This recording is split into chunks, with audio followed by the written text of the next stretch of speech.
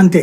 అప్పుడు ఇంకేంటి మినిమం అనేది, మినిమం అంటే అప్రాక్సిమేట్ గా గత 3 నెలలు ఎలా వాడారు అనేది చూసి దాని మీద కూడా వేసేస్తారు. ఒకసారి ఏం చేయాలి, 150 చేశారంటే ఒక అర్థం ఉంది. అవును, 2 నెలల నుంచి లేవన్నప్పుడు ఎట్లా చేయాలి, దాని యావరేజ్ బిల్ ఏదో అంటారు, అలా వేసేస్తారు. కరెక్ట్, అది ఉంటది నేననే పాయింట్. ఇప్పుడు అదే ఒక ఎత్తు అయితే, ఇప్పుడు నాకు తెలిసిన ఇది ఉంది, దాని పేరు ఏమంటారు, మన సోలార్ ప్యానల్. ఆ ఇంట్లో చూస్తే వాళ్ళ 550 యూనిట్లు ఉత్పత్తి అయింది, ప్రొడ్యూస్ చేశారు. 700 యూనిట్లు ఏమో గాలింది. అంటే పైన ఎంత వస్తుంది, 150 యూనిట్లు వస్తుంది.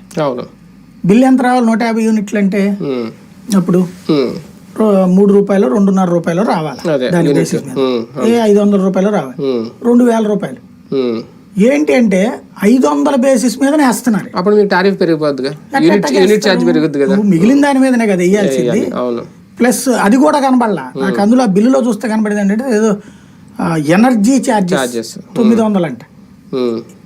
ఈ పవర్ వాళ్ళ దగ్గర నుంచి తీసుకున్నప్పుడు నువ్వు ఎనర్జీ ఛార్జ్ పెట్టాలి, కానీ సోలార్ది ఎనర్జీ ఛార్జ్ ఎందుకు, పవర్ వాడుకున్నది అంతే. అవును, నువ్వు వాళ్ళది వాడుకున్నప్పుడు వాళ్ళకి ఇవ్వాలి, కానీ వాళ్ళ దగ్గర మళ్ళీ వసూలు చేయడం ఏంటి అంటే, ఇట్లాంటివి గ్రౌండ్ లెవెల్లో జరుగుతున్నది.